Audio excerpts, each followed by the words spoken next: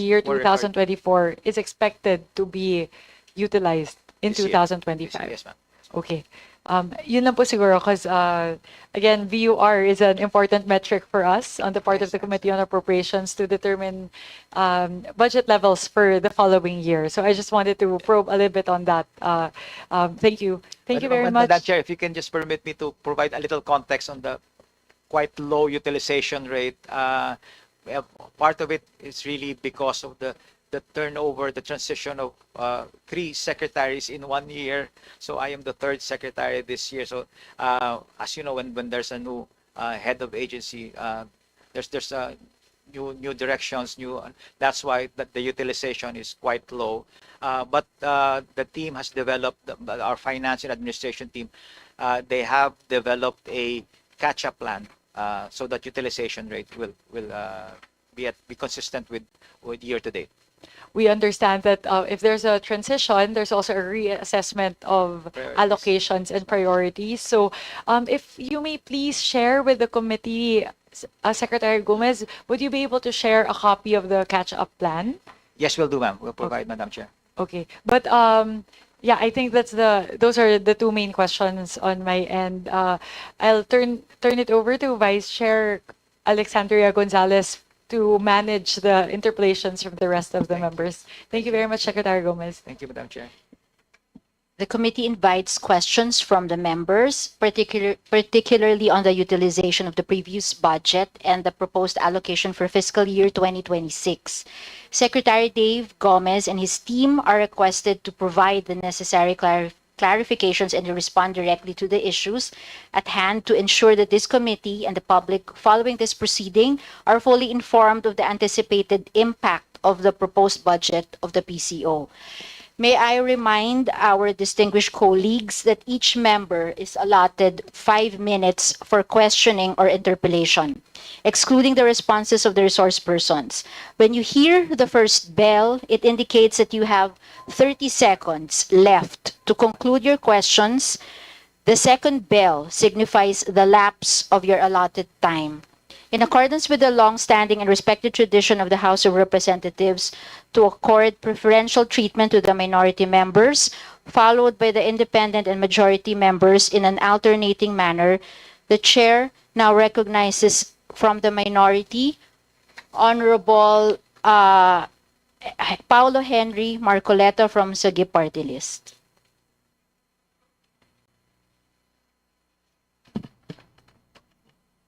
Thank you, Madam Chair. Mr. Secretary, looking at the budget of the PCO proper, the fluctuations are rather large. From 493 million in 2023, it reached nearly 90% to 933 million in 2024, only to be cut to 695 million in 2025. And now, the PCO is requesting a 954 million budget for 2026. This rather yo-yo or fluctuating budgeting makes it impossible to track long-term strategies. Could you kindly explain to us what new urgent mandate justified the nearly doubling of your budget in a single year? Thank you, Your Honor, Madam Chair, and thank you for this opportunity to explain what you have described, Your Honor, as the yo-yo budget. I was informed that the budget in 2024 was significantly reduced because of the low utilization rate in 2024. Unfortunately, the budget went down after that, but based on the 2025 budget, what we are proposing right now for 2026 is really more aligned to the 2024 level and consistent with the programs that we have initiated in 2024. Plus, not to mention the fact that we are looking at a very important year for this administration next year. We are facing a we are about to host the ASEAN next year, and this will require a lot of communications support from our agency and our attached agencies, and just restoring it to about the level of 2024 will enable us to cope with the responsibilities and the tasks ahead of us in 2026. Just a follow-up question. The bulk of the increase was in PCO's maintenance and other operating expenses, which grew to 689 million. Meanwhile, PCO's 2026 performance targets for 2026, such as disseminating 3,350 new news releases, are identical to PCO's 2024 targets, despite requesting an even higher operations budget. How can PCO justify a higher budget when PCO's own targets remain stagnant? Is the PCO simply asking for more money to do the same amount of work? Thank you, Your Honor. Again, thank you for allowing us to clarify that point. We are already we've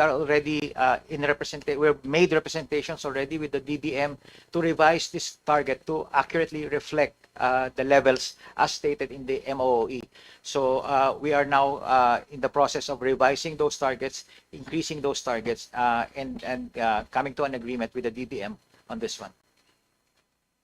Thank you for that answer. My last question.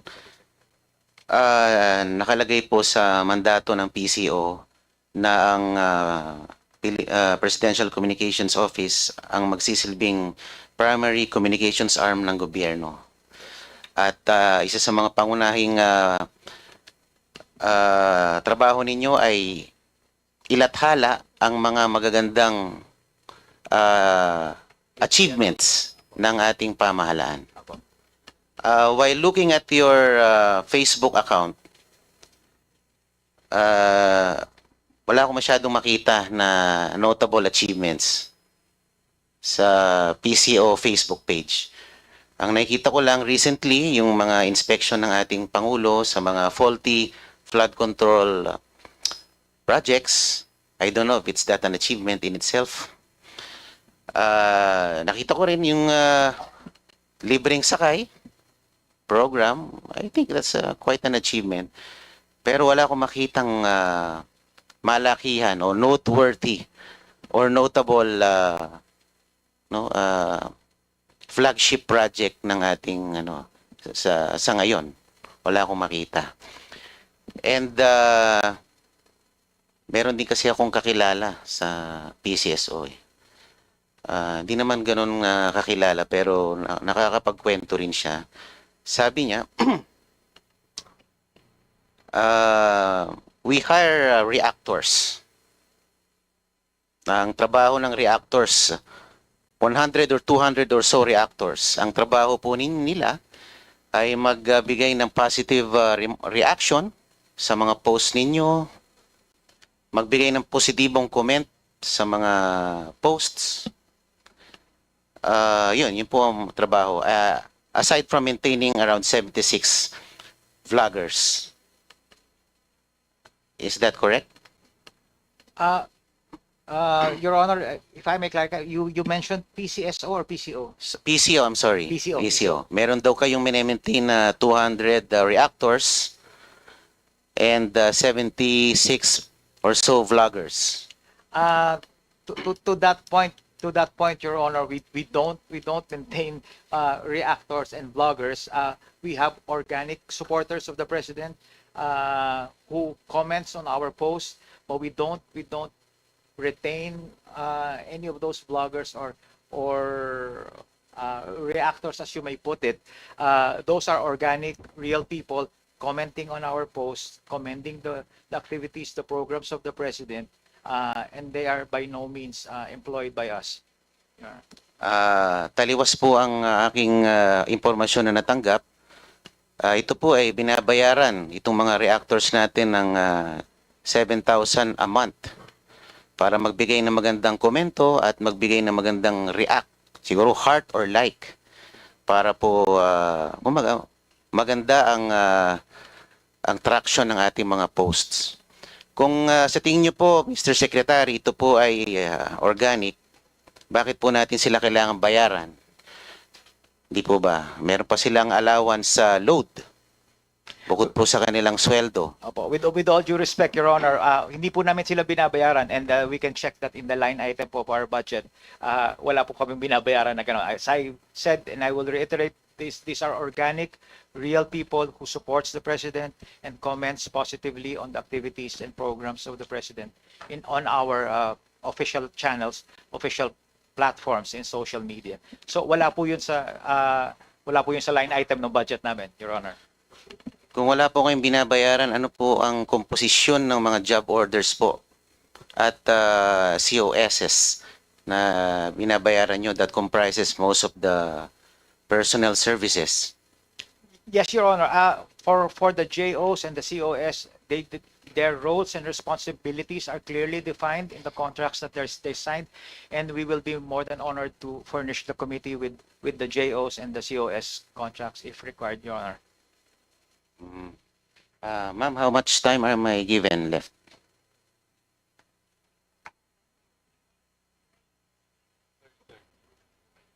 Opo.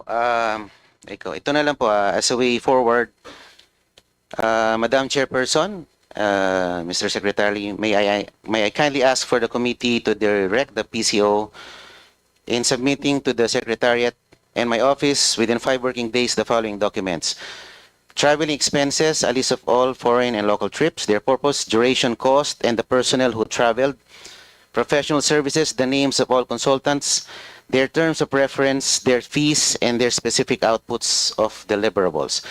Advertising expenses, a list of all placements, boostings, the media outlets paid, and the cost of each campaign. And representation expenses, a detailed accounting on how the 41 million for 2024 was spent. Mr. Secretary, considering the similarity, just a manifestation, quick manifestation, other than the requirement that I gave them. Before we move to the manifestation, just wanted to check in, Secretary Gomez, would you be comfortable providing those information within 5 working days as requested by Representative Marcoleta? We will comply, Your Honor. Makakaasaw po kayo. Opo. Ito naman po ay tanong, ano ko lang naman, pakiwari ko lang.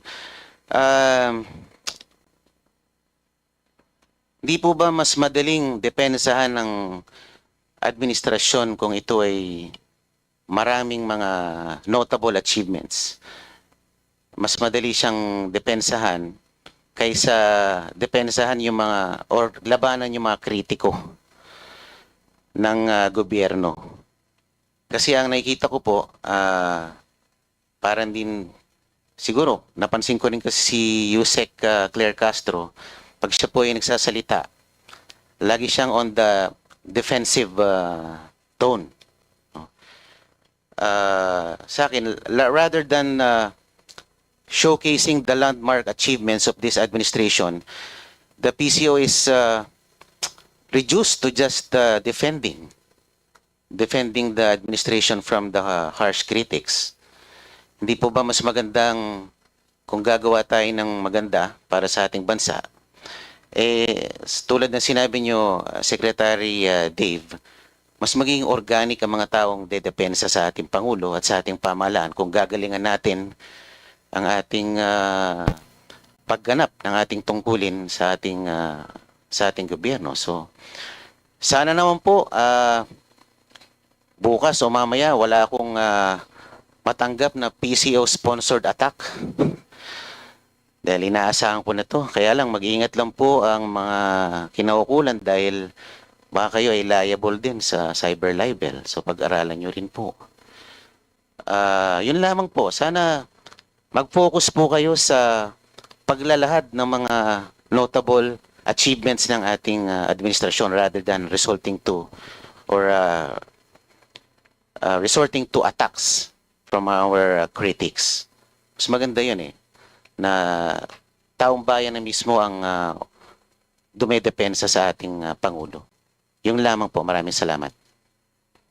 Madam Chair, if I may respond to the manifestation, Thank you, Madam Chair. I would just like to assure Your Honor that as I pointed out earlier, when I assumed this role 6 weeks ago, that I am committed to what I call my 3 Ps minus 1. I am here to communicate and socialize only the programs and policies of the President minus the politics. And that will continue to be the focus of while I continue to hold this role in the administration. Thank you very much, Your Honor. Thank you, Secretary Gomez.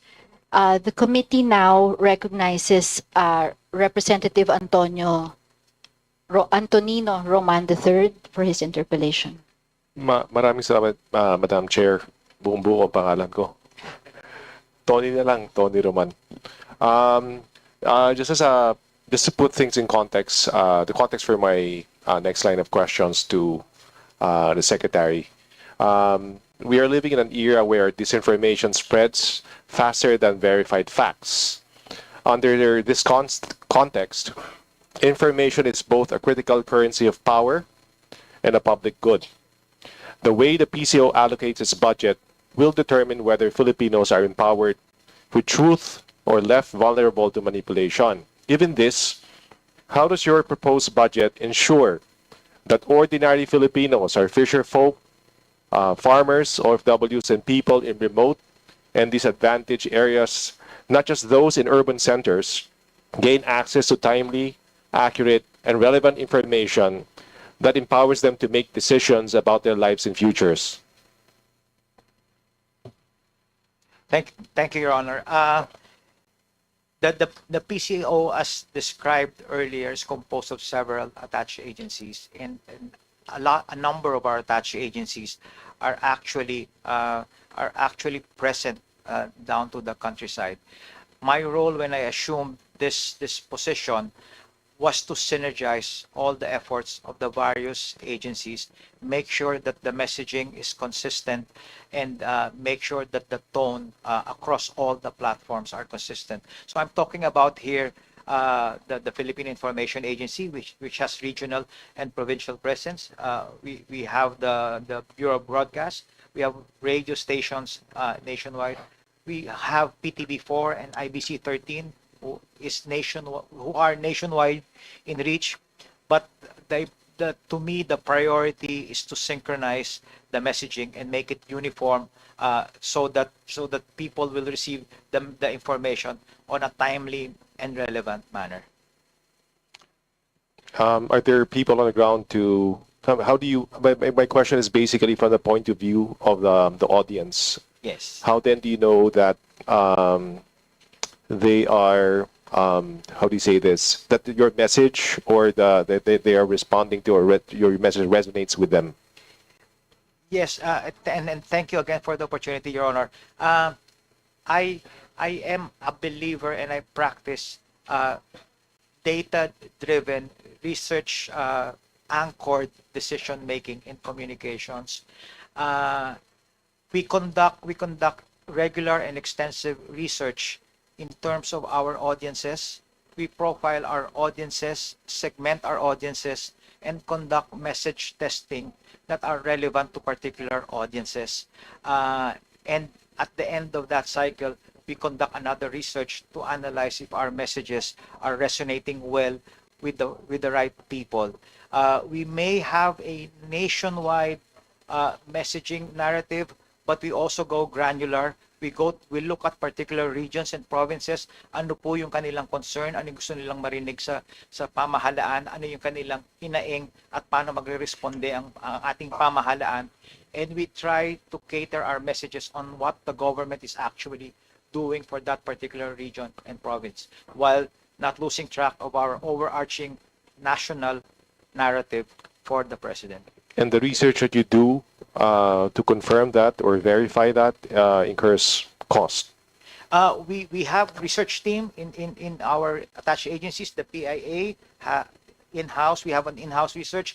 We do regular nationwide polling. We do focus group discussions, and we do even digital quick polling. How much of your budget is spent for that initiative? Just general. Can I refer you to the PIA, the research budget for the PIA?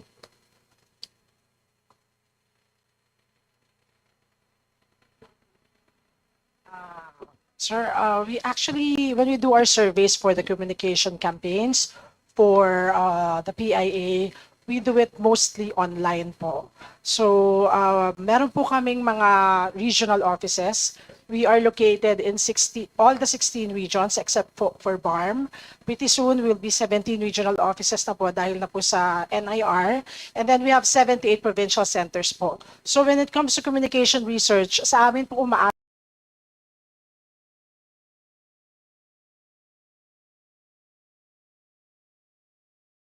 sa ang PCO in terms po dun sa mga topics na pwedeng dalas po, Bisaya, Ilonggo, meron din po kami Ilocano. So yun po. Yung sa communication research po namin, mandato po talaga yan ng PIA. So pag makikita nyo po yung aming MOOE, lagi po kaming mga communication research. Sometimes we do pre-SONA surveys. Ang pre-SONA survey, sinashare po namin ito sa Presidential Communications Office. Lumalabas po doon sa pre-SONA survey kung ano po yung mga gustong marinig o gustong tugunan ng ating pamahalaan sa mga concerns po sa mga probinsya. In fact po, this September, ilalabas na rin po namin ang results ng aming National Information Survey kung saan malalaman po ng PCO kung anong platform po ang pinaka-epektibo po ang PCO at ang kanyang mga attached agencies. So ito po ay mandato po ng PIA as directed po ng PCO. Is it, Madam Chair, is it fair to say that research is done in-house? It's not farmed out? Yes po, Okay. PIA po ang gumagawa nito. Kami po ay nag-house to house po sa almost all the provinces po na kasya naman po sa budget po namin. And this will be ready po by September. And with the permission po of the Presidential Communications Office Secretary, we can also share this po with the House of Representatives sa inyo pong lahat para rin alam po ninyo kung ano po yung mga pinaka-epektibong paraan para makarating ang mensahe sa iba't ibang panig ng ating bansa. That would be big help for Congressman. You mentioned earlier platform. I guess this is directed to Madam Chair, to the Secretary. Given that Filipinos wield much of their information power on TikTok, YouTube, Facebook, and community radio, how much of your budget is invested in these platforms? So basically, social media po and radio.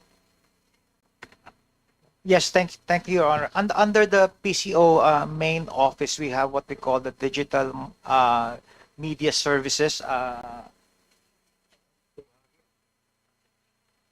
And if you don't mind, Your Honor, I would like to turn that question to Asik Faith, who's our head of digital media services.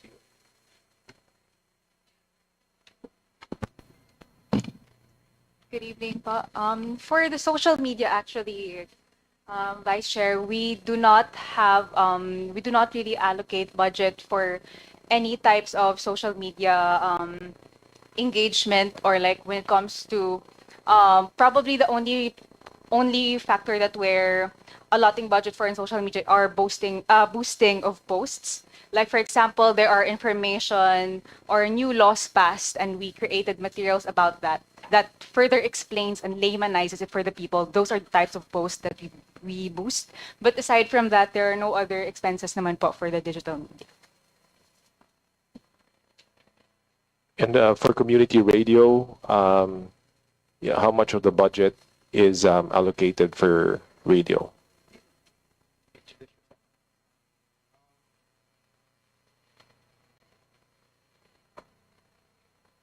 I'm Fernando Isanga, also known as Dindo Amparo when I used to be with ABS-CBN. And I now head the Presidential Broadcast Service, which operates the 35 radio stations nationwide.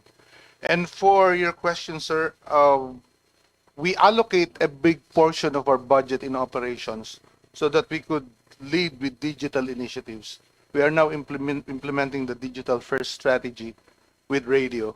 And as far as we're concerned, we do not do the traditional radio operations anymore, but we have expanded the role of our operations, of our radio people.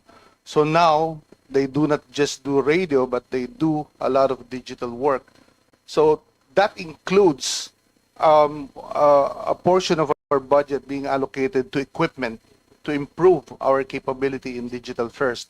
And also we allot portion of our budget for the training of our people. So we do a lot of continuous training so that they will learn the ropes of the digital first strategy, because it's been alarming already that if we will maintain the old operations of radio, we cannot be able to catch up with a growing trend of digital technology. And now the audience is not just with radio and TV, but a lot of our audience now is with digital. So we will have to realign most of our budgets with the operations in digital, which include the enhancement of the skills of our radio people. And for that reason, sir, since you need to train and purchase the equipment, need to basically modernize your service, there was a corresponding increase in the budget for radio. Yes, sir. That's included in our ICT budget. In fact, in 2025, we already started modernizing some of our equipment, and these are the most efficient way of doing the digital technology. We do the Mojo for our reporters. Our radio reporters now are capable of delivering digital content, not just in digital, but also in television, by just using our the small digital equipment. Now they use the iPhones for shooting and editing their content, and also for delivering the content in the other platforms like PTB4 and IBC13. And it's been an effective way of reaching more and more audience. And this way, we were able to gain more awareness with our platforms. In fact, the government radio now is hitting top 5 in the ratings compared to the commercial stations, meaning the messages of our government are reaching more and more people with our adoption of our content strategy with this digital first strategy. Madam Chair, this question is directed to the Secretary. What effort are you pursuing currently, if any, to address the proliferation of fake news or false information, and how much of the budget is spent for that?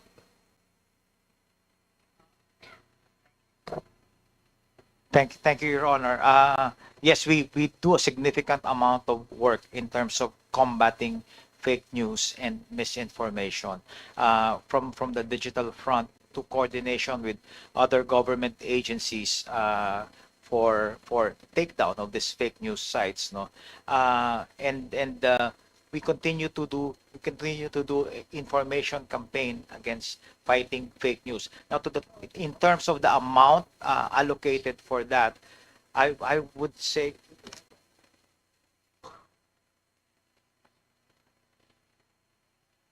for the various program to educate our people against fake news and combating fake news, we only have an allocation of 16 million pesos for this year, right? For this year. And It doesn't seem a lot.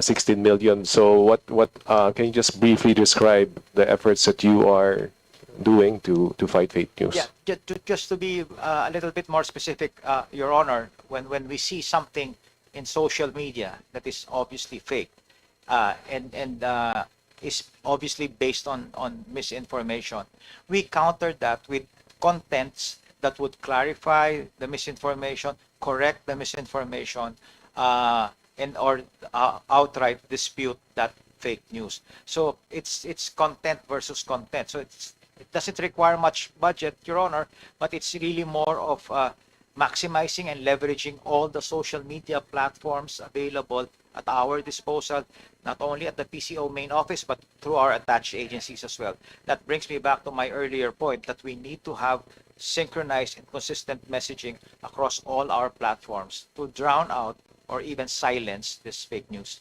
Thank you, Secretary Gomez. Madam Chair, I have questions for IBC, represented by President and CEO Jose Policarpio. Uh, President Policarpio, should I call you President Policarpio? I see that the budget here in the in one of the tabs that you are proposing a 1.2 billion peso budget. And looking at the expenses here, a lot of it is really infrastructure and capital equipment. Did I characterize your proposal correctly? Good evening, Honorable Madam Chairperson and honorable members of the committee. That's true, Your Honor, because when I came in at IBC in 2023, it was saddled with a lot of liabilities, especially liabilities from former employees who were all paid as of last Monday. Because you only got the last batch last Thursday, and immediately Monday we released all the unclaimed, or rather the unpaid benefits. Lastly, and also, when I came in, there were only 5 provincial stations, because most of the stations were already missing, and there was no record of who got them or where it was. So I have to revitalize them, since most of them are mostly dilapidated in dilapidated condition. Mga analog po, and very low in kilowatt, kaya we cannot reach the desired number that we do. That's why I requested in 2024 we presented a digitalization program in line with the government directive to digitalize all operation. And as of now, sir, I'm proud to say that we have 14 from 5, we have 14 digital station. And we need more because, again, we have to retire all the employees, include the present employees, because they're all covered by CBA, covered by separate agreement, which is very expensive to IBC and to the government. To do so, we are saving 89 million a year. So that's the reason why we opted to retire all and reapply. That way, we will not be saddled with so many benefits, because the previous owner, the salaries were low, but the privileges, or rather the benefits, were rather high, including supply of one sack of sugar, 1 sack of rice every month, things like those. And furthermore, most of the employees have not been paid the corresponding increases in the national wage. That's why we have to trace back and update them. Marami pa akong mga kaso pending. From I came in, we had around 65 cases. And we were able, and before me, they were all losing cases. That's why I have to get new lawyers in order to fight them, because most of the labor cases are being lost by Channel 13. Pero ngayon 6 na lang natitirang kaso. You mentioned previous owner. Who was a previous owner? I'm sorry, sir. Previous owner was Benedicto, but the previous administration, Okay. they were not paid. From Okay. the time, like for example, from 1998, they have not been paid their retirements, their benefits. It was only to the kind support of Congress, Senate, and the Office of the President in 2024 nabayaran ho natin yung 164 ng kanilang retirement. Pero only last Monday, nabayaran ko naman yung benefits, accompanying benefits like sick leave, vacation leave, medical assistance, things like this. Marami ho yun eh. Pero nabayaran ko no last Monday. Thank you for the answer. Na, yung personal services po na reflected dito in an amount of 128 million, would part of that or part of it be spent basically to retire? No, sir, that's personnel? a different one, because we requested for 428, which will cover the present employees who are retiring and have not been paid, including with that, sir, I see. mababayaran na ho namin lahat-lahat. Yun po yung tinatawag dito yung cost of reorganization. That's right, sir. Okay, thank you po. Can you speak to your vision for IBC 13, and also Also, since assuming office, what were your accomplishments? You mentioned retiring, as addressing yung mga retirement issues and the cases. Ano pa yung vision nyo, yung accomplishments, and your plans for IBC 13? Your Honor, members, Madam Chairperson and members of the committee, I beg for your indulgence. Please allow me to make an audiovisual presentation to have a better appreciation of what was IBC, what is IBC now, what have been done, and what we intend to do. With your permission, Madam Chairperson and ABP, Your Honor.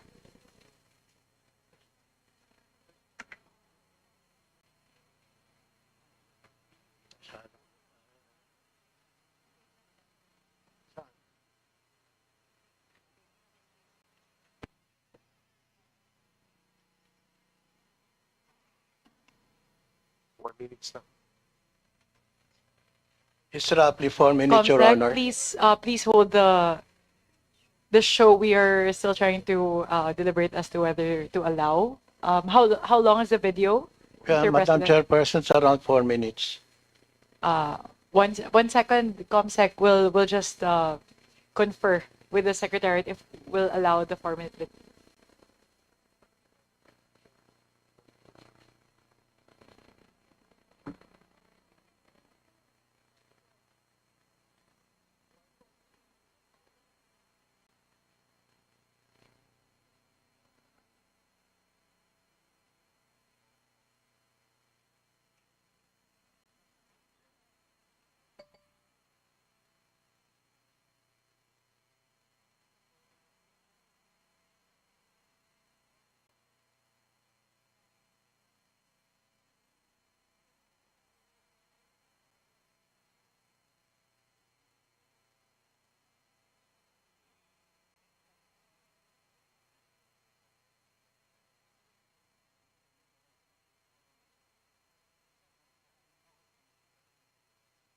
Yes, opo, kasi, sorry po, Mr. President, usually po kasi we give the floor to the agency at the start of it. So this is actually like a different presentation.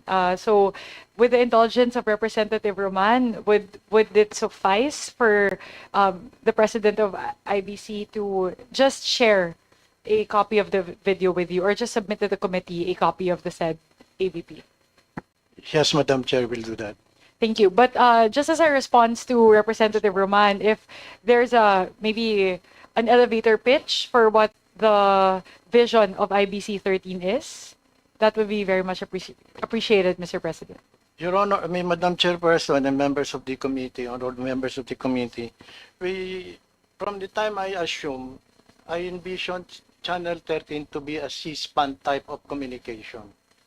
That's why what the first thing I did, Your Honor, was produce PBBM leader ng Bagong Pilipinas. Then we started with it's just a compilation of president activities for the week. Then we also produce Ito ang Kongreso. Ito ang Kongreso highlights all the achievements, all the meetings, all the good news about what the activities of Congress. Ang tawag ho namin doon, meron na kami regular host, ito ang Kongreso. And we also did ito ang Senate at work para makita naman ho kung ano naman ginagawa ng Senado. Then we produced also Cabinet at work, featuring each cabinet, its official, its attached agencies para makita ho nila anong ginagawa naman ng mga kabinete. So we're also honored to host Congress TV, which is an everyday program that shows all the activities in Congress para makita naman ng tao kung anong ginagawa ng Kongreso. And we're also using all the footages in combating fake news against Congress, against the government. Because kung meron silang pinipedal na fake news, kumuha kami ng clipping, yun ang sinasagot namin para fake news versus true facts. I think that's the only way one way and the most effective way of combating fake news. So we intend to continue that. We'll be very active on that issue. And and with the additional new station that will be put up, will be covering roughly 90% of the archipelago. And most of them, we will cover all the rural areas already by 2026 with around 18 network, 18 provincial stations. Representative Roman, would that suffice as a response? In view of the video. The Congress TV, Your Honor, covers all congressmen, members of Congress. Hindi ko pinipili, hindi ko kami namimili. Pinakikita ko namin ang ginagawa ng bawat congressman sa mga hearing, sa mga investigation, pati ho sa out of town. We are equipped to do that. Thank you for the response, and we look forward, the committee looks forward to receiving a copy of the video presentation earlier. Thank Yes, you, sir. thank you, We'll do Madam that, sir. Chair. Thank you, Honorable Roman. Thank you, Mr. Policarpio. We now recognize the Deputy Minority Leader, Honorable Antonio L. Tino. Thank you, Madam Chair. Madam Chair, kanina na-mention yung 2024, ganitong level, 2025 bumaba because of low utilization, tapos medyo bumabalik sa for the 2026 proposed budget. Bumabalik pero may napansin tayo na may iba yung pinaglagyan ng paglaki, no? In particular, we note that in your MOE, PS and MOE, no? Una muna dun sa PS. We note na in the 2024 and 2025 budget, 6 non-permanent positions item. So yan yung mga casual, contractual, etc. 2024, 661,000 pesos ang budget. 2025, 624,000 ang budget. That's for the whole PCO. Sa inyong proposed 2026, magiging 5.447 million. Okay. Also for professional services, from 43.5 million magiging 73.8 million. Okay, so ito naman yung pag professional services, ito na ba yung job orders and contract of service? Tama po? Is that correct? So the question is, can you explain the 772% increase in your proposal for non-permanent positions and the almost 70% increase for job order and contract of service? Sino-sino yan? Ilan yan? Etc. Para ano? What is the justification? Ano ang gagawin nila? Opo, maraming salamat po, Your Honor. With the permission of the Chair, some of the points raised by Your Honor really predates my assumption of this office. So can I just refer your question to our budget officer so he can better enlighten the committee on the question? Madam Chair. Good morning, Your Honor. Good evening, Your Honors. Attorney Rufino Moreno, Director for Finance of the Presidential Communications Office. Your Honor, the 7 non-permanent positions you noted, Your Honors, these are new positions created by the DBM for us. These are mainly for drivers, contractual, Your Honors. That's why they were, yung paglaki po ng budget from the previous years was that previous years po kasi dalawa lang po ang contractual namin. Nag-retire na po yung isa at isa nag-resign na po. Ngayon po, yung 7 non-permanent positions natin, bagong create po to ng DBM. Ito po ay mga drivers natin, Your Honors. Okay. Okay, so yung non-permanent positions will be for 7 casual or contractual na driver position. Yes, Your Honors. Okay, mabuti naman po, hindi sila magiging job order. Kung hindi casual, ibig sabihin nun meron silang employer-employee relationship kahit hindi sila permanente. Tama po? Yes, Your Honor. Okay, thank you for enlightening us on that. How about professional services? For professional services, Your Honor, we note, Your Honor, that medyo mataas nga ho ang aming contract of service. Out of the total field positions po, 232 po ang aming contract of service. This is 2025. For 2025 po. Eh, Your Honor. bakit po mahigit almost 70% ang magiging increase nito for 2026? Your Honor, for 2026, In terms of the requested budget, from 43.5 magiging 73.8 for job order and contract of service. yes, Your Honor. Yes, Your Honor. Because of the ASEAN, Your Honor, we will be needing more manpower, Your Honors, for the ASEAN, hosting of the ASEAN, Your Honor. Okay, kanina hiningi yung parang kompletong parang inventaryo ng mga job order and contract of service, the contracts. But that's for the current year. Ako hingin ko na yung for the proposed kasi lalaki po. Yes, Your Honor. Okay. We can submit, Your Honor, the proposed. Okay, so ang manpower sinasabi nyo complement. para sa ASEAN ito. Oh, yes, Your Honor. At ang trabaho po nila ay mga, yung tinatanong kanina, mga vlogger ba yan? Mga YouTuber? Hindi po, Your Honor. Hindi po. Iba-iba po, Your Honor. May mga writers po tayo, Ayun. mga graphic artists, videographers, photographers. Okay. Iba-iba po, Your Honor. But we can submit po, Your Sige Honor. po. Thank you. Ngayon, ang mas malaking inilaki ng inyong budget for this year, one, traveling expenses. Again, almost 70% increase from 66.5 million magiging 112.9 million. Ano po ang paliwanag? Yes, Your Honor. Considering, Your Honor, the ASEAN. ASEAN, ba? Yes, Your Honor. ASEAN. We will be, Okay. we estimate that there will be an increase in local and foreign travel of the Local. President, Your Honor. And since Of the sumasama- President? Yes, Your Honor. Ibig sabihin, dahil kasama kayo? Yes po, sumasama sige. po ang PCO, Your Okay. Honor. Sige. Okay, yun ang explanation, ASEAN. Baka lahat dito, ASEAN ang sagot, ha? Hindi po, hindi naman. Okay. Ang pinakamalaking paglaki, advertising expenses. So, 2025, 4.2 million ang budget for advertising ng PCO. Ang hinihingi nyo for 2026, 252 million. So, that's a 5,800% increase. Ano po, saan po mapupunta yan? Parang alam ko na sabihin mo. Ano?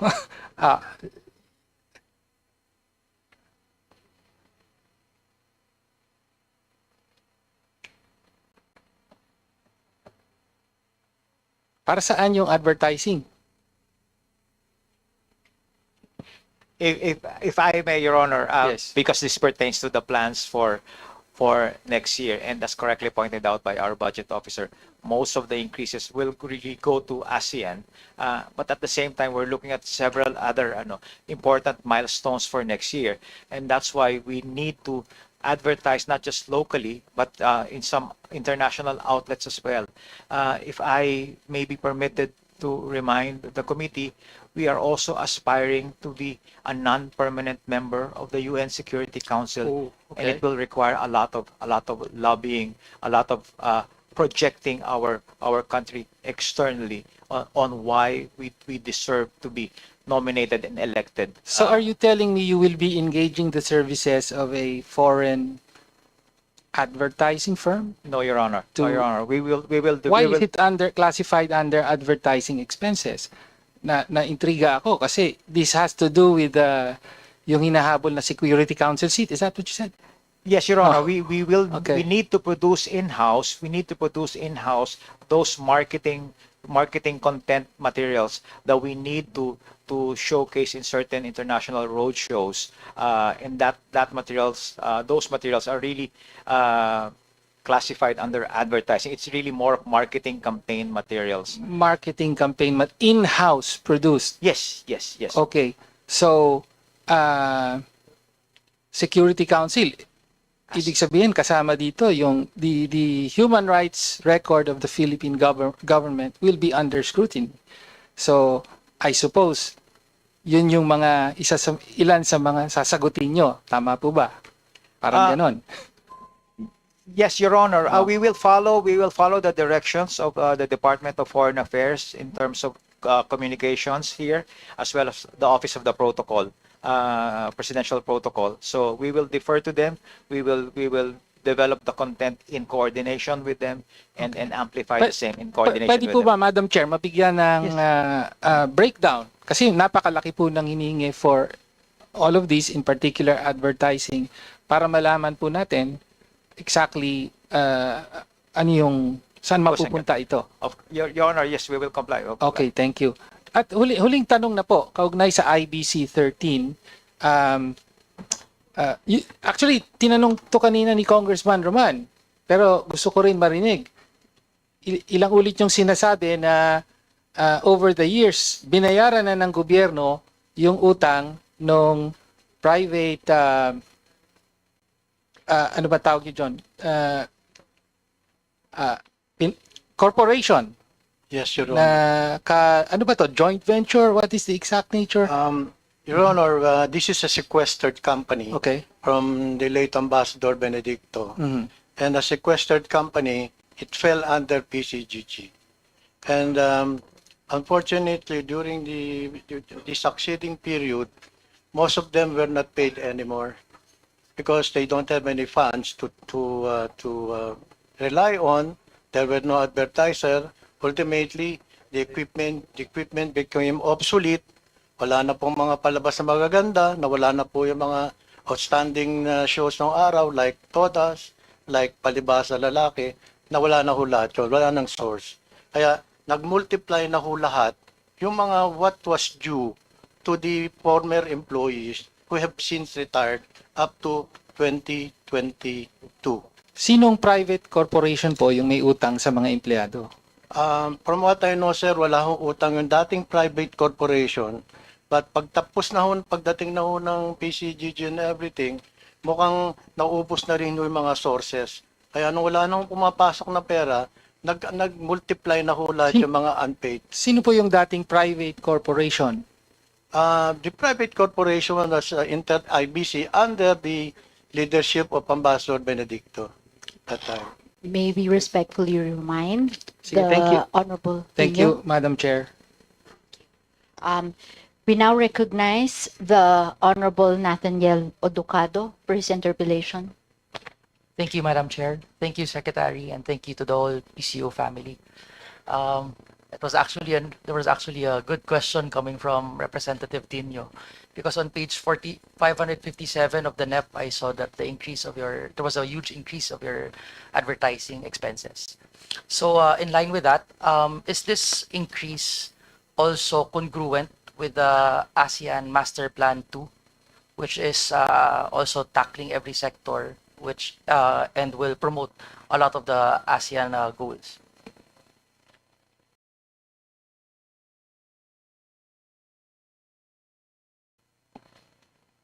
Yes, Your Honor. And is this breakdown fully following the ASEAN Master Plan 2, or do we have a separate approach in promoting our ASEAN goals?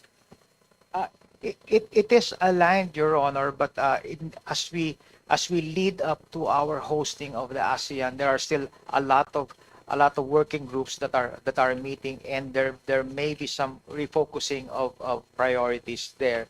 But to our estimation, this is the correct level of budget that we will require to effectively provide communication support for our hosting of the ASEAN.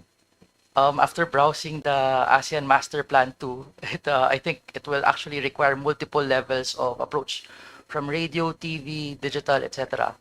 My next question is, did the budget that you put in place, is it enough to fully realize or to fully appreciate our chairmanship for ASEAN? Your Honors, please, the overall ASEAN budget, or our budget does not reflect our share in the overall ASEAN budget, which is lodged in the Office of the President, and I believe will be presented separately by the Office of the President as one overall ASEAN budget. Okay, thank you, Secretary. For the next questions, do we have strategies on how to increase our viewership, readership, or listenership share from all of the attached agencies from the PCO? Yes, Your Honor. Thank you very much for this opportunity. As I mentioned earlier, I'm a big believer of data-driven research powered decision making. All of the strategies of all the agencies will from henceforth be based on what the data is telling us, what the people needs to hear, what they want to hear, and how do we address that, what types of messages would resonate well with them. So all of these are covered by research, as I explained earlier, from profiling our various audiences to segmenting them and doing message testing on what particular message would resonate to a particular audience. Those are the information, those are the data that will guide us in drafting the strategies for the whole PCO and for our attached agencies, with the end in view of synchronizing our narrative, synchronizing our messages to be more effective communicators. Last question. When it comes to radio, with an overall listenership rate of 9 to 12%, what's the goal and what are the key KPIs of the PCO to achieve it? Can I refer you to Director Dito? Thank you, Secretary. Thank you, Your Honor. Right now, Radio Pilipinas, the flagship radio station in Metro Manila, is now hitting around 10 to 12% in the ratings, and this is the first time really that we have a double-digit rating, and we attribute this to the effective cross-platform strategy that we have with digital, because ever since we started digital operations and in line with our integrated approach, wherein all the social media platforms of the different attached agencies are doing content altogether, it really boosted our listenership, our viewership, and our overall audience approach, or overall content appreciation by our audience. And we really felt that the large audience coming from digital is crossing through the different platforms that we have, both in radio and television. In fact, this year alone, when we started our Facebook page, we are running at about 600,000 followers, and by the end of and right now, about 2 weeks ago, we already hit 1 million followers. And this will really reflect on the kind of appreciation the audience is gaining now.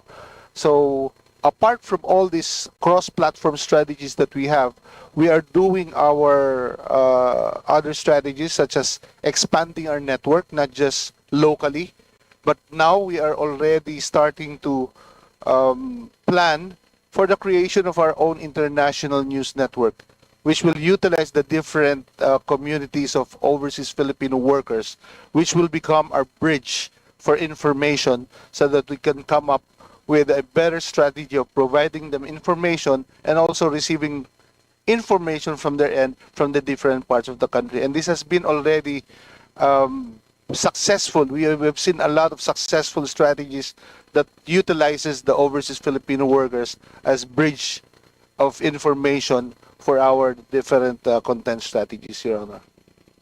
Thank you, sir. Congratulations again to Secretary Dave. We're happy to have you at the helm, and it's going to be a heavy year for you next year. So good luck, and please do a great job. Thank you, Madam Chair. Maraming salamat, Your Honor. Thank you. Thank you, Honorable Aducado. The committee now recognizes Representative Nico Paul Daza.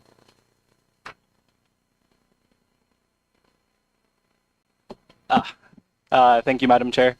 To my colleagues who are in attendance, our PCO family, and of course our other guests, maupay nga gabi sa aton nga tanan. I was listening to the discussion during the time of Kong Tony Roman's questions, and I would like to commend the PCO on fighting the good fight against fake news, because as we know, fake news is very pervasive. and almost systemic now to social media and all forms of digital communication. However, I heard, correct me if I'm wrong, we respond to fake news only as fake news arises. So for me, this might be quite insufficient. So I want to ask if we follow any specific misinformation or combating misinformation frameworks. Do we follow any specific framework for that? Is there a strategy in place? Yes, thank you, Your Honor. Actually, I forgot to mention earlier that PCO fully supports the legislative initiatives of Congress to seek to combat misinformation across all platforms. No, and in terms of the systems in place, we have certain fact checking and verification processes in place. We have our media and information literacy campaign and the digital governance and unified messaging platforms. So there is a system in place apart from the reactionary approach that we described earlier. Madam Chair, I'd like to thank the good secretary. Could we expound more on that and how we determine what constitutes as fake news?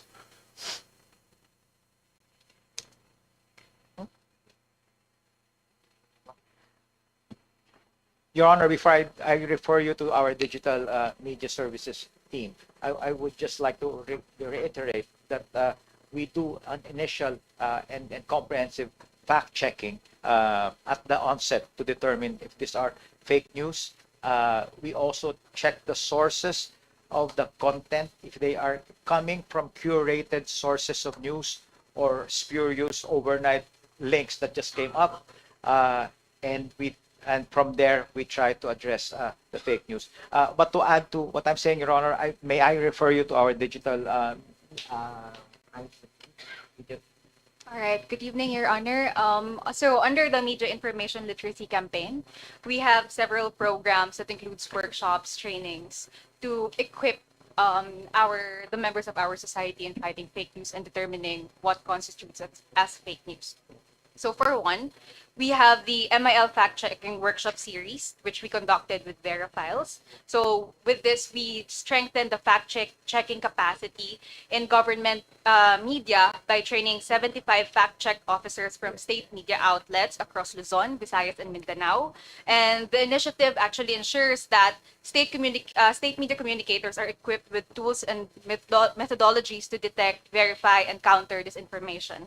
And on top of that, we also have the training of trainers that we are doing to create the multipliers for MIL education. So by this, we trained educators nationwide, and the program pilot of the MIL module, which is further refined by a feedback mechanism. So these educators will later cascade the knowledge to their respective schools, their students, their institutions, to ensure the sustainability and the consistency in teaching media literacy. And also, we have the National Schools Press Conference na kung saan ini-embed din namin yung MIL in student journalism. So the concurrent session with school paper advisors provides the practical MIL insights. So we taught them how to mentor student journalists in being responsible when it comes to reporting, ethical fact-checking, and critical use of media. So this ensures that future campus journalists and their advisors become frontline advocates against disinformation. And also we have we also brought MIL directly to the students during our mall caravans with the DOE. So within this program, we integrated MIL sessions into this DOE mall caravans. So wherein the program taps into the youth audience, and they naturally gather hundreds and hundreds of them in malls to hear and make it relatable for them kung ano ba talaga ang media information literacy. And of course, recently, we also have Usap Tayo Bayan Muna, talakayan kasama si Yusek Claire Castro. So this program fosters a dialogue-driven MIL learning in universities. So through a parang town hall style discussions, with Yusek Claire Castro, students from, let's say, PUP, CEU, and STI are directly engaged in conversations on truth, responsible media use, and civic responsibility. So those are just few of the programs under MIL, Your Honor. Thank you, Madam Chair. I'm quite delighted to hear that there's a comprehensive framework, it seems like, and I think most importantly, there's a dialogue between all stakeholders so that we can ensure the proper literacy in establishing or determining what's exactly fake news and what's real. However, I've yet to hear any mention, any key performance indicators or KPIs. How can we evaluate how successful we are in our efforts? Because, as mentioned by the good secretary, I believe we're pouring in 16 million. And perhaps in the grand scheme of things, this may not seem like a large amount, but every piso counts. So if we have no performance metrics to measure how successful our measures are or plans are, this is also a waste of money. So I'd like to hear from the PCO if we do have metrics in place for this.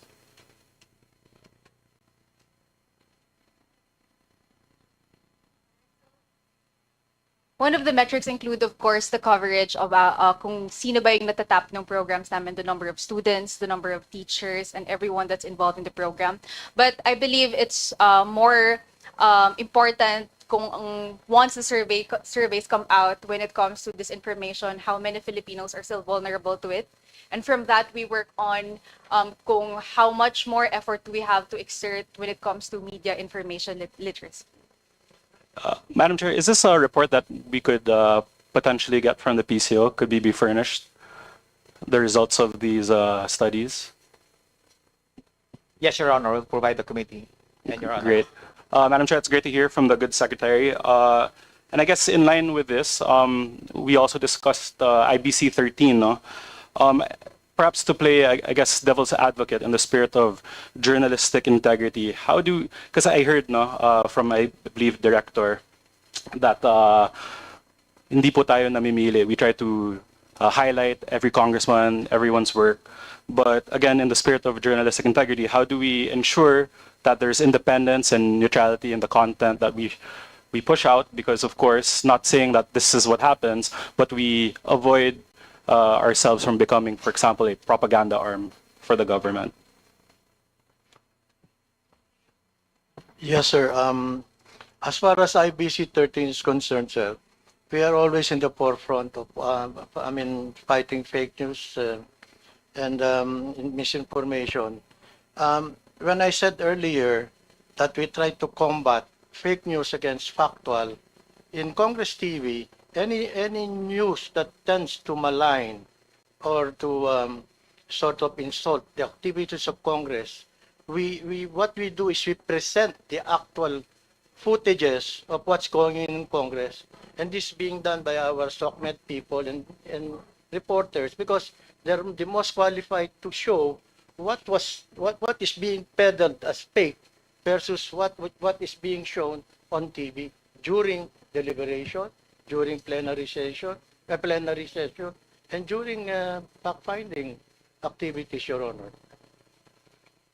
Madam Chair, to follow up on that, who determines this? Is there a process for how you decide? Your Honor, we do not all our reporters are tasked to report factual. They are not opinionated. Even if I don't interfere in their news, but they are trained to make sure that their news are factual and none of their personal opinion is embedded in whatever they report. Kaya actual lahat ng ano nakikita rito sa plenary session, sa mga committee deliberation, nilalabas namin ng live. Tapos meron kami tinatawag na Congress at Work na sinasummarize naman namin every Saturday. Okay, Madam Chair, that's actually my last question. I would like to thank the PCO family, Secretary Gomez, and all those who spent their time with us today. With that, Madam Chair, I yield my time and the floor. Thank you. Thank you, Madam Chair. Thank you, Honorable Assistant Minority Leader Daza. The committee now recognizes Representative, the last interpellator for the second round, for the first round, sorry. We now recognize the Honorable Rufus Rodriguez for his interpellation. Thank you, Madam Chair, and of course to our the Vice Chair and our Chairperson, Mika Swansing over there. And good evening to Secretary Gomez and the official dom of the Presidential Communications Office. First, I'm glad that our good friend, our colleague, Precious Castello is here. Thank you. We are happy to see you here, back to your home. We're also happy to see my dear cousin, my primo, Jimmy Policarpo. So, you know, we are here because we have the presentation of the budget. And I have read, this was earlier given to us, and I have read the accomplishments and achievements of the PCO, and we are very proud of this office. And so therefore, looking at the budget, we saw, Madam Chair, that there was a very small increase of 381 million pesos. Is that the right amount? 81 million.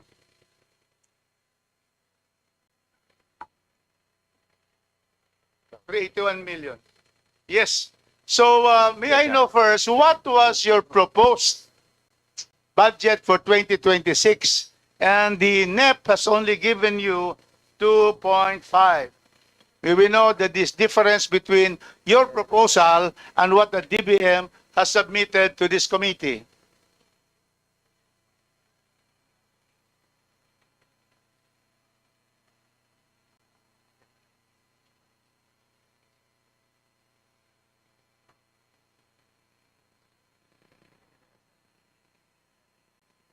Your Honor, can we request 1 minute suspension? Is that okay? Thank you, Your Honor.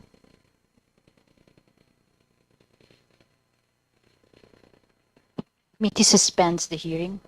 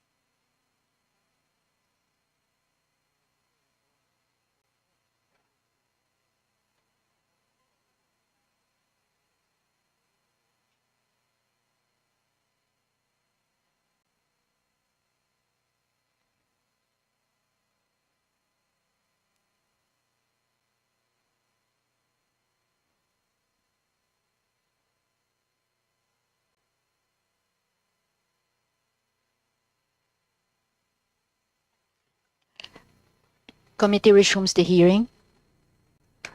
Your Honor, thank you. Thank you, Madam Chair. Thank you for the 1 minute suspension. Your Honor, to answer your question, the proposal that was sent to the DBM for PCO proper alone was 1.4 billion. And under the NEB, we were allocated 972. Now, separately, the attached agency submitted their own proposal to the DBM. Unfortunately, I don't have visibility on their original proposal to the DBM. What we have in front of us right now is the actual NEP approved by the DBM, Your Honor. Thank you, Secretary. So it is very clear that 500 million was not granted to you because you had 1.4 proposed and you were given only 972. Out Yes. of those that were proposed, which are the most the priority items that you wish this committee to study for a possible increase of the Presidential Communications Office proper? Do you have that list, or do you have the explanation for Thank what you. was last, which you feel are very important for the PCO? Yes, Your Honor. We actually have a table for the additional ask with the permission of the committee and the Appropriations Committee members. For the PCO proper, we identified a total of 415 million pesos in additional funding that we would need for the procurement of additional equipment for content production. This is the team that goes out and covers the activities of the president. Unfortunately, we have some outdated, the fully depreciated equipment sometimes when we go out.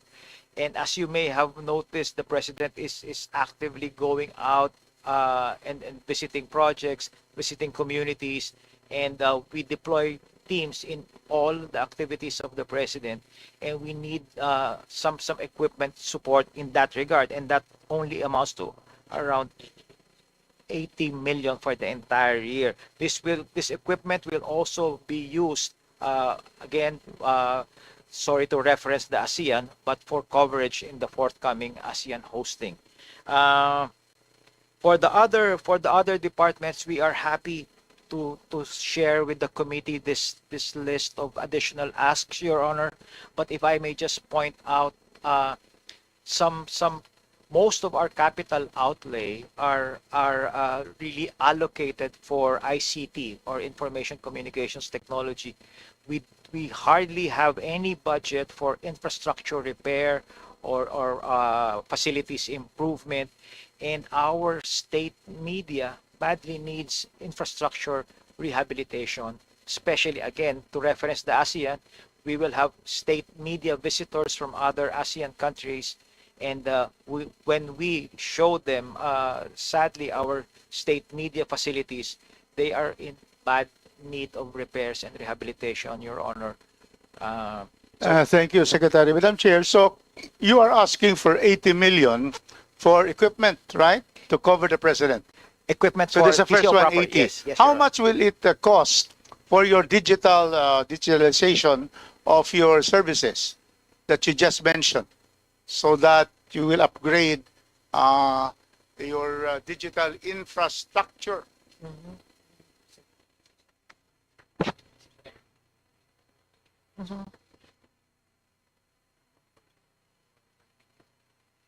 Yes. Thank you, Your Honor. Actually, the digitalization program is really spread across all the attached agencies of the PCO. How much would that be? So, for example, for PTV4, it would cost around 1 billion pesos to purchase additional digital television transmitter to broaden our reach and to digitalize PTV4. For IBC 13, they are requesting for capex digitalization of 300 million. RTVM as well, and the 80 million I mentioned for PCO content production also includes, in part, the digitalization needs. No? Thank you. Madam Chair, can we request the Secretary to submit to the committee what are the real priorities, the items you feel should be included in 2026 to make you really be able to, especially to cover properly our president and also the improved digitalization. So can you submit that? Yes. So offhand, I can see that your proposed budget was reduced by DBM Yes. to the amount of 400. Yes. About that much probably would be amount, Madam Chair, to be able to restore to the PCO. Thank you. So my next question is to my primo. You will reduce by 963 million. Why is this so? Your This Honor, year, you have 1.1 billion, but then now you only have only 136 million was given. 128 million, Your Honor. Yes, Uh, right. But you have to consider that's only for personal services. This Because one? the personal services, because MOE operations, we need to pay power companies, we have to pay water, we have to pay taxes, local taxes. Because for your information, no, we paid all our realty taxes, kaya wala ko kami utang. Very good. Yeah. So here is the second page, because I look at your first two pages, and it says here your current budget for this year, 2025, is 1.1. That's right, Your Honor. Yes. Because we need 300 million to further digitalize around 9 stations. But what was That's by given, law. But what was given is It's only only- 128 million. it's 136 here. Oh, I'm sorry, sir. 136. 136, we follow what is From stated there. NEB, sir. That's right, sir. I So, stand yeah, correct. IBC, 136. Yes, sir. I stand So corrected. you lost sir. 963 million from this year's budget. Where's that?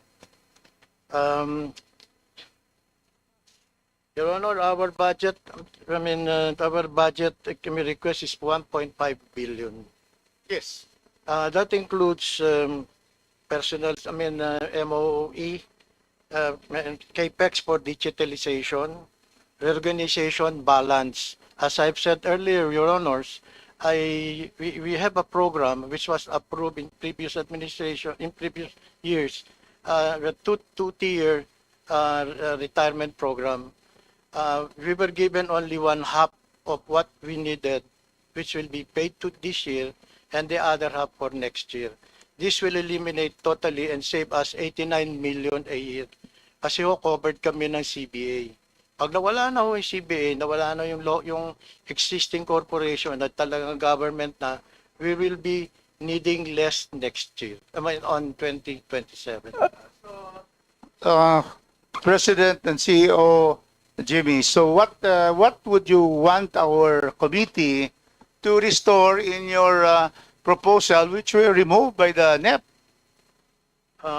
Your Honor, we need around 1.1 billion more. From the That's President. too much. We have a problem. At 1 billion, we don't talk billions here. Your Honor. Because we don't have that kind of money.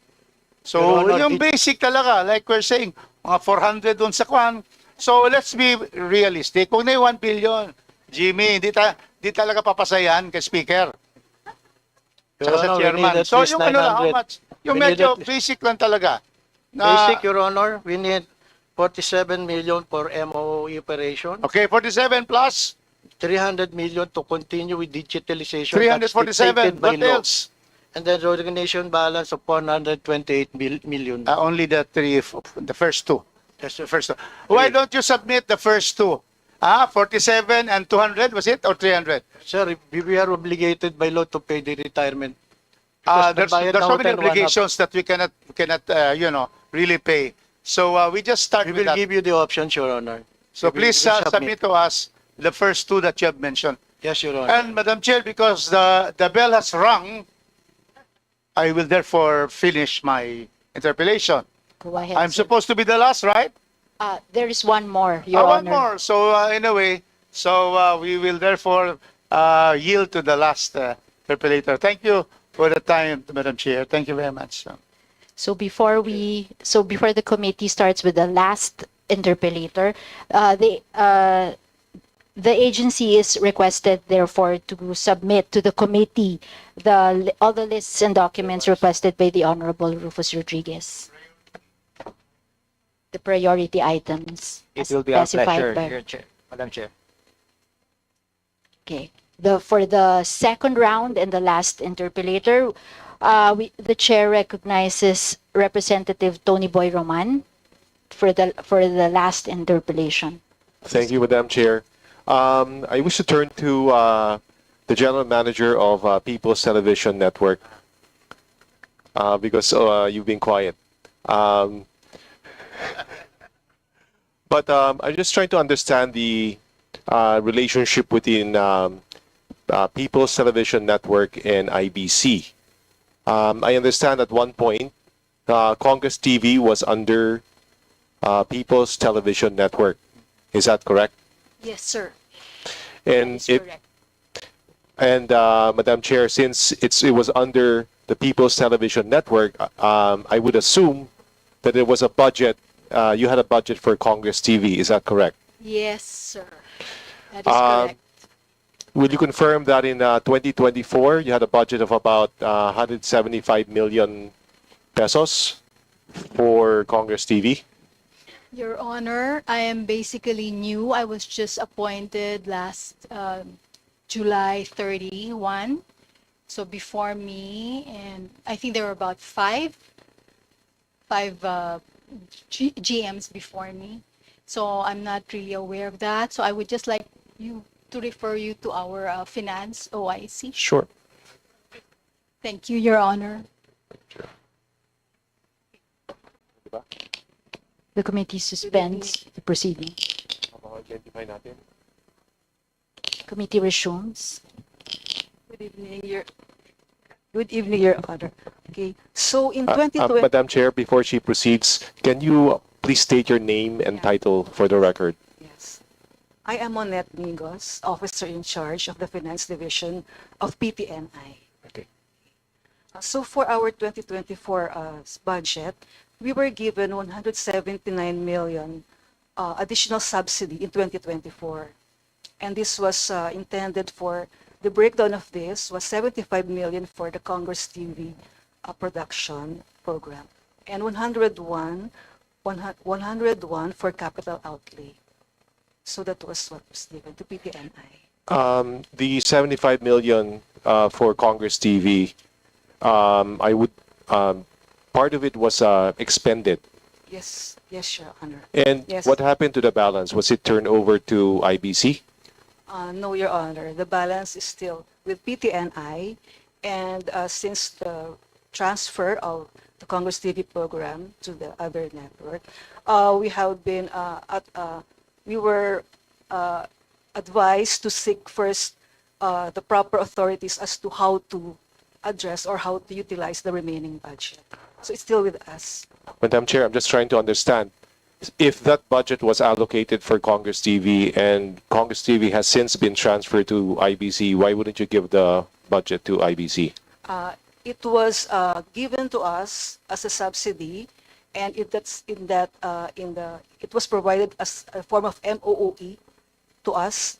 There was no, at the start, it was not specified that it was to be devoted to a certain, like for Congress TV. So that's the gray area from our part.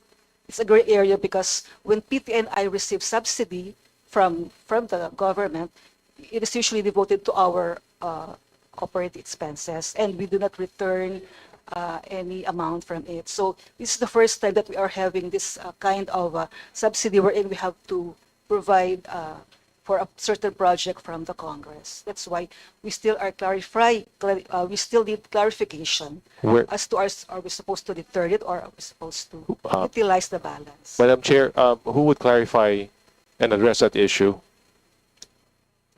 Right now, we have asked the DBM, but the DBM has advised us to seek clarification from Congress. Clarification from us concerning that. Specifically from the one who provided us, from the former chairman of the Committee on Appropriations. So we're actually in that direction. We're trying to find out. And you have reached out to the Committee on Appropriations to get that clarification? Not really yet, not formally yet. So When are you planning to, formally request clarification? we will do it right away, sir, now that it has been raised on the table. We will do our best to address. And Madam Chair, to President Jimmy Policarpio, do you want that fund from People's Television Network? Let me explain, Your Honor.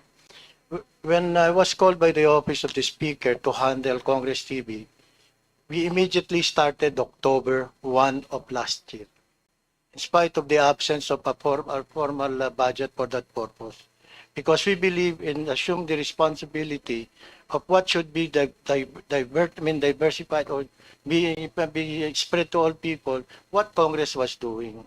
I think at that time kasi medyo nag-ano-ano kasi marami mga negative eh. Kaya sabi ko sa staff ko, no, we'll start immediately. We started October 1.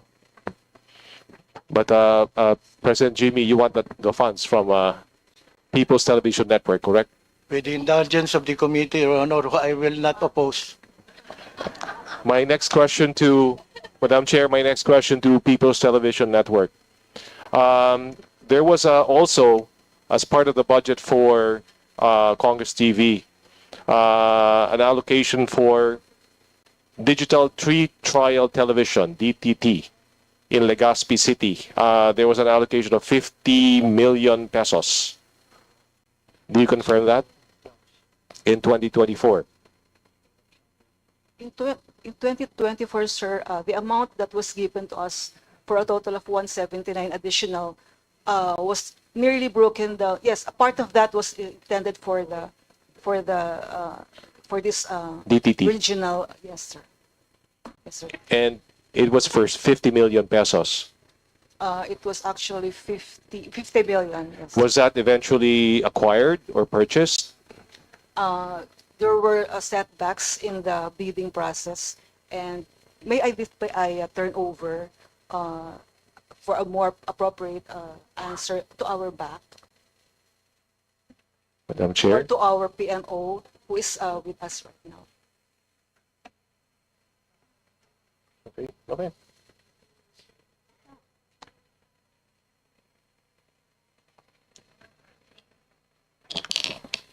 The committee recognizes the back officer. Please state your, and the PMO, please state your name and designation, sir. Yes, good evening po. I'm Darius de la Cruz, overseer of Project Management Office of PTV4. So with regards to DTT Legazpi project, last 2024, 25, nagkaroon po na kami ng failure of bidding. Then we study again the mandatory review for the project. And as of now, we are on the So, ngayon po nasa kami sa pre-procurement process ng project ng Legazpi. So, hopefully before end of this year, the project will award to the participating bidder, sir. So the 50 million pesos is still intact. Yes, sir. Is that 50 million, the DTT, was that meant for Congress TV? If I may, sir, we were informed that of the 50 millions was yes for Congress TV, sir. And to clarify also, the Legazpi project is only around 20 million. There are other projects also allowed under the 50 million. But all the DTTs were for Congress TV. That was what we were made to understand. So the Ilocos DTTs, the Legazpi DTTs were for Congress TV. Yes, Your Honor. So assuming that there's a successful bid, you would turn over the DTTs to Congress TV.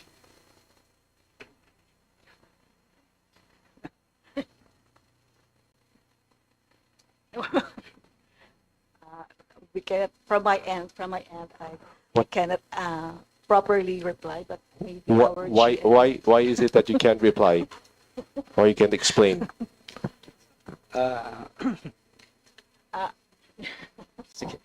Actually, this is a first. This kind of an agreement is a first for PTNI, wherein we are given funding, and then we will be devoting it to Congress. So we are just new in this kind of undertaking. So usually when we receive budget, it's intended for PTNI. Well, the reason, Madam Chair, I'm asking this line of question because I see the disparity in the the budget asked by IBC and what was proposed. So from my point of view, IBC needs all the help it can get from the previous allocation that was intended for Congress TV. And also that would include the DTTs, which is part of the digitalization initiative. That's why I'm asking these questions. Apparently, the resource persons are unable to explain exactly who would eventually get the DTTs and who would eventually get the amount left over with the People's Television Network, and that they need to basically seek guidance from the Committee on Appropriations of Congress. So that's why I'm asking these questions. But I have nothing further, Madam Chair.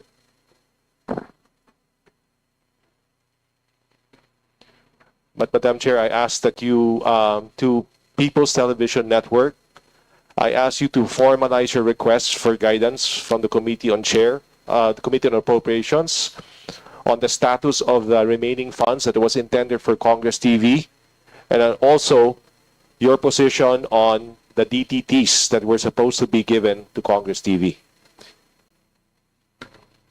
Yes, Your Honor. Thank you.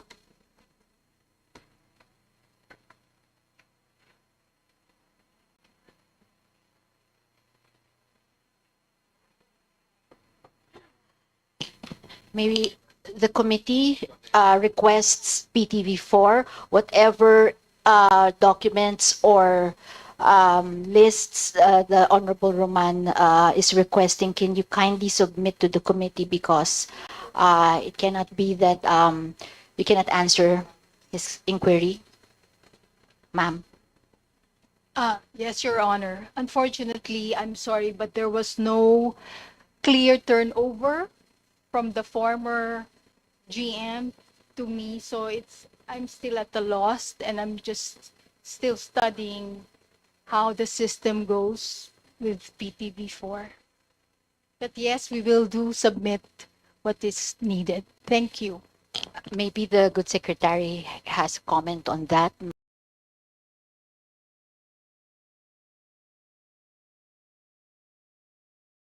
Sir? Yes, thank you, Your Honor. Actually, just like GM Malu, I'm also new to the role, but when I first visited and sat down with PTV to be appraised on the operations of the network, that particular issue actually, Your Honor, came up, and it was upon my prodding that I asked them to seek clarification from the Committee on Appropriations, which allocated that budget to PTV4 precisely for Congress TV that has since moved to IBC 13. The direction really was to write a letter to the committee to seek clarification. Number one, if they can reallocate that budget for internal purposes, or number two, hand it over to IBC 13. We are at the disposal of the committee, Your Honor, and rest assured that our two attached television networks will comply with the directions from the committee. Thank you. Thank you for the clarification, Secretary. Madam Chair, just sort of a request as a follow-up. When the formal request for guidance from the Committee on Appropriations is submitted, can you attach all relevant documents showing how much was the allocation for the People's Television Network and all other relevant documents after that? Yes, Your Honor. Thank you.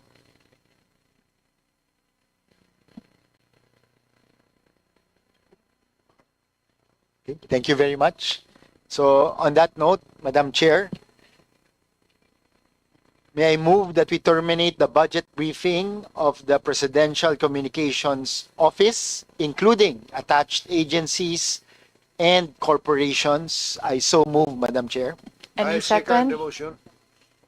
It has been moved and seconded. The motion is carried. The budget briefing of the Presidential Communications Office, as well as its attached agencies and corporations, is hereby terminated.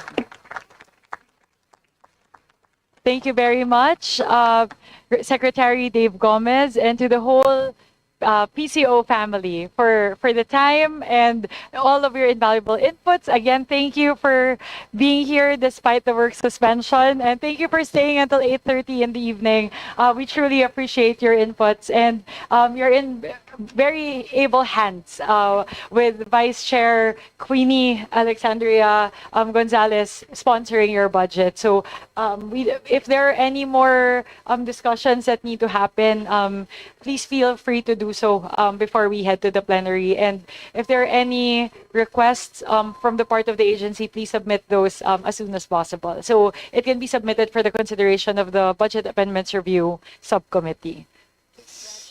Sir, congratulations. Yes. Thank you very much, One Madam Chair. final- Thank you to the committee. It's our pleasure to be here. Thank you very much po. Thank you Maraming very salamat. much. Yes. One final motion, Madam Chair. Yes, May I SBC move that we Garcia. suspend briefing and resume on Wednesday, August 27, 2025 at 9 a.m. I so move, Madam Chair. I second the motion. It has been moved and seconded. The briefing is hereby suspended and will resume tomorrow, Wednesday, August 27, 2025 at 9 in the morning. Thank you to all of our House members and members of the Committee on Appropriation for being here today. Thank you very much, everyone, and see you tomorrow, 9 a.m.